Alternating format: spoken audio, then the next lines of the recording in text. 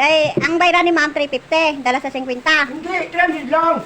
Eh, 50 nga. Pamasahe. Oh, dahil 350 tanan. Oo. Oo. Diyan mo sa sabi mo, ang pila kasi niyang pinadala sa resibo. Oo, inuwit man. Hindi ko siya na. Ano? Yan o, ano ko na. Okay. Oo. Ito sa amin ito dito. Bali, 300, 5 piso na lang din eh. So, hindi ba, 300 na yan. Di, padala niya 300, di wala pa masahe, buti nakadala ko ng 100. Ang hiram ako. At Yun ang pinamasahe ko, 50. ibalik ko mo Babalik din. ko mga 100, kaya 50 lang ito. Di. Ah, 50. Eh, wala nga dito. 50. Tawagan ko pa si ma'am. Kay di kasi lang yung kajin eh. Sabi niya, andyan daw na sa'yo kunin kung mag-ano. Kunin ang ano. Ang bayad. Bayad doon ako nga niya na bigay dito. Saan mo kunin? Sa ligas? Siguro, tawagan ko muna. Oh, balik kay nanay oh. Oh, wala mo pag-insirhan oh. Ah!